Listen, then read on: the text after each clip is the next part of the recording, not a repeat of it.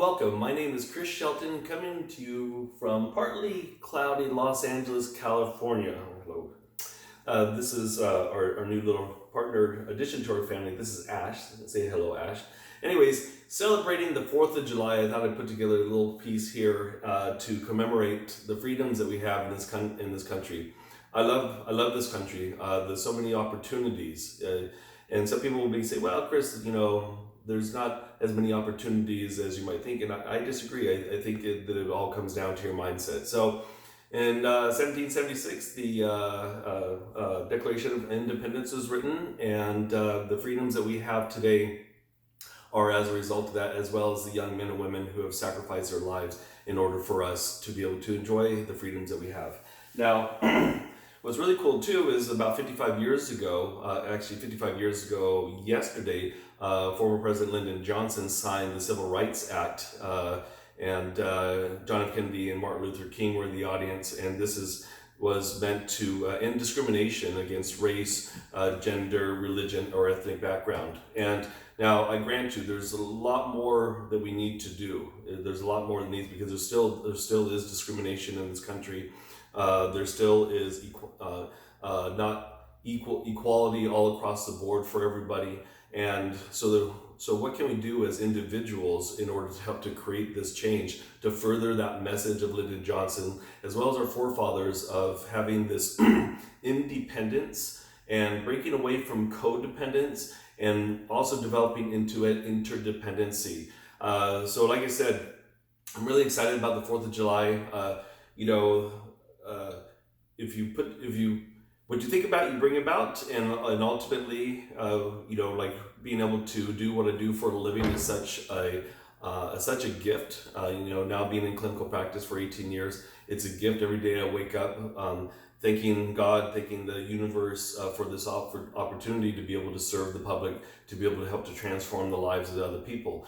Jim Rohn said it best, and like I've talked about him before, he's probably one of my favorite philosophers on proper character building. And Jim Rohn said it best, is that the same wind blows on us all. It's just the direction of the sail. So I grew up in a dysfunctional home. There was abuse, neglect, and a lot of dysfunction, a lot of violence in the home. And I could have carried that with me and made that my excuse, my story for failure, or to say, well, I was born into this situation. This was the plight that God gave me. So therefore, this is, I'm going to accept things as status quo, and then not do anything to transform myself or to improve myself. But going back to what Jim Rohn says, the same wind blows on us all. It really means that, even if you are born in a suppressed or depressed environment, making the mental note, making the conscious decision in order to want to create change for yourself, to be more independent, to break away codependency. This is where people get suppressed, is where there's a lot of this codependency that happens. And then develop more relationships with yourself, but also with other people around you, of an interdependency. And so, one of the things I like to do in the morning is I like to talk to myself in the mirror, to co-manifest with myself what it is that I need to have happen, or what I would like to see. Napoleon Hill, in his book Think and Grow Rich, which was written back in the 30s, he was talking about this stuff back then, about what you're thinking about, you will bring about. So if you are like how I was raised, in this suppressed, depressed environment, stuck in that mindset, then guess what? Then as you continue your life, until you change your mindset, you will continue to advocate or develop that in your life. But no, I chose to change the mindset, and this is what Napoleon Hill talks about: changing the mindset to proper, to healthy thinking, to what it is that you would like to have show up in your life. And if you are sincere about it, then what will happen is that the universe or God will actually bring that to you. Now, you still have to put in the footwork. And, for some people that may be struggling financially, they'll say, well, I want, $500,000.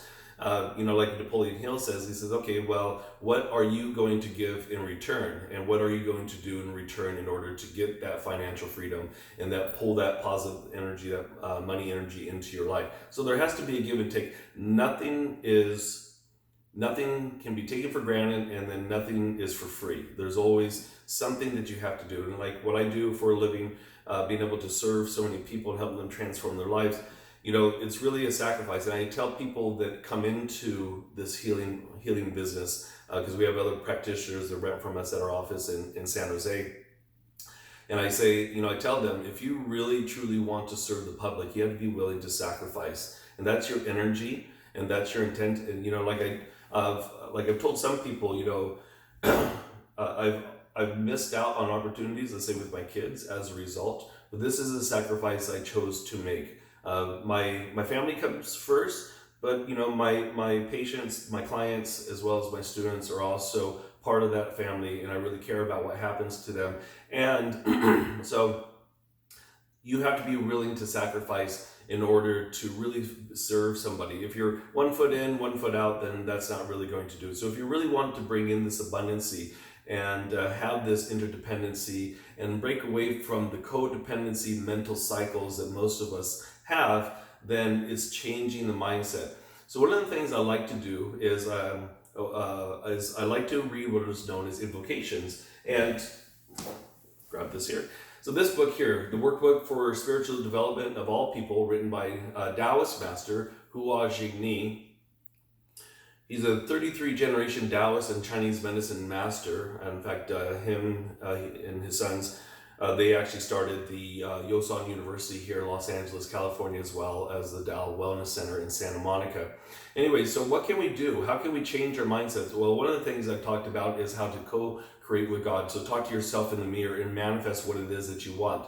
If you are a person that has self-limiting beliefs about yourself, and or about your country or about your neighbor, then you have to change the mindset. And you can't sit there and say, well, I choose not to have any hate in my mind against X, Y, and Z.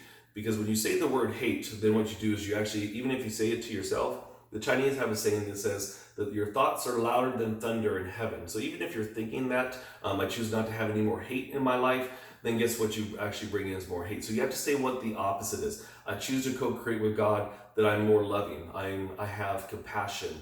I have empathy. I have sympathy for my fellow men and women, regardless of race, regardless of ethnic background, religion, gender, etc. Regardless, everybody, we're all connected. We're all connected beings. We're connected with our animals. We're connected with our plants. We're connected with the sky, the moon, the sun, the stars. We're connected. We're all connected. We are not separate.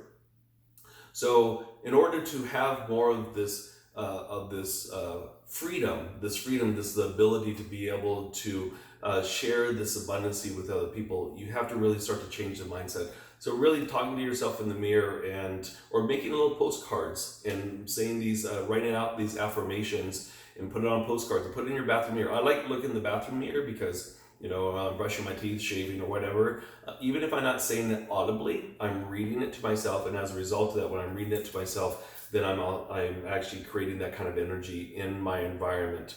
So we want to have this celebrating this independence is changing the mindset. So one of the invocations that's found in Master Ni's book is called the Daily Mental Discipline. And the way that you read these invocations, they're a little bit different than prayers because you're invoking a subtle response from the different realms, the universal realms, and your environment.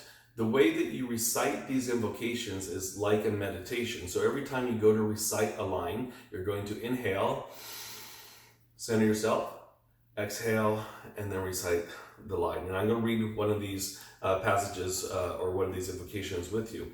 Now, if you're doing this at home, what I would like for you to do is I'd like for you to turn off your phone, but do not disturb, put on the airplane mode on your phone. Find a quiet place to either sit or stand like what I'm doing right now. Or you could even do this lying down if you wanted to as well too. Really quiet your mind, and the way you quiet your mind is to focus first on the breath. Because if you focus on the breath in the inhalation and the exhalation, it's impossible for your mind to think of anything else. So you focus on the breath, expanding the lower abdomen, also referred to as the lower sea of energy, the lower dantian, inhaling and exhaling. So I quiet my mind, steady my breathing, setting the intention, the mental intention to clear my mind. So using this invocation, the daily mental discipline, to clear my mind so that I may have positive thoughts, positive actions in celebrating this Independence Day, which is tomorrow, and celebrating the Civil Rights Act 55 years ago. Understanding that there's still a lot more that needs to be done, and as an individual, what can I do as an individual in order to help spread that movement, to help have peace, happiness, and love in my environment. So I'm setting that intention. And then from here, finding this quietude, this quiet place. The daily mental discipline. So starting off first, line number 1. Inhaling, I am the offspring of the divine nature of the universe. Inhale. Through the positive, creative, and constructive nature of the universe, I have been given this life. Inhale.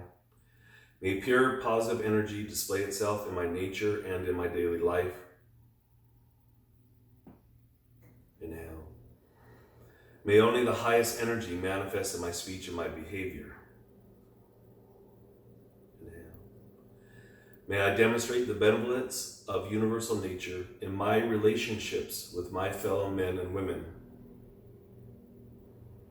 Inhale. May pure positive energy be the only reality of my being. Inhale. May my spirit and mind reflect the sublime harmony and order of the universe.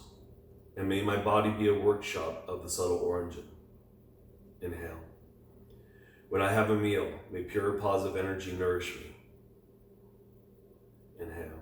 When I sleep, may a peaceful nature refresh me. Inhale. When I work, may the expression of the divine nature be my task. Inhale. When I conduct my life, may the universal nature be my only way. So is commanded and confirmed. So from here, we're going to go ahead and come back. So finish here by pulling down the heavens 3 times. Inhale and exhale. Using this invocation as a means to have proper conduct in my life, proper speech, proper mindset, a proper all-inclusive mindset.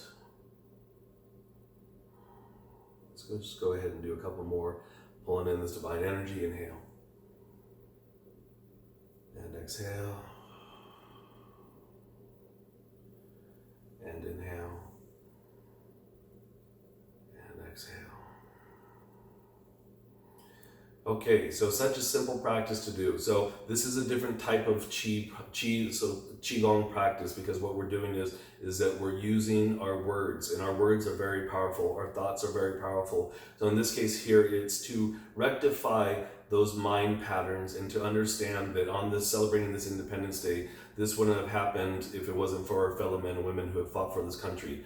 Also understanding too at the same time that that we still have a lot of work that we need to do as far as having equal rights for all ethnic backgrounds, and as well as religious belief structures, as well as gender. You know, women still today are not paid like men are. There's definitely still not equality between men and women, and there's not equality between certain groups like African Americans and Hispanics, and it's really unfortunate. So again, to celebrate this 4th of July, this Independence Day, and to celebrate at least the movement, you know, Lyndon Johnson, whether he was doing it for political reasons or whatnot, I think it was sincere, but who am I wasn't alive back then.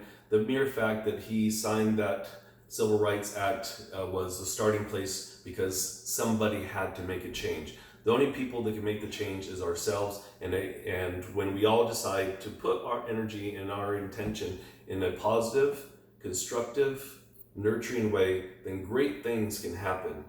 So as opposed to bringing war against drugs, bringing war against racism, bringing war against poverty, let's change the word from war to love, and let's all enjoy this fabulous week and enjoy your 4th of July and enjoy with your family. Be safe.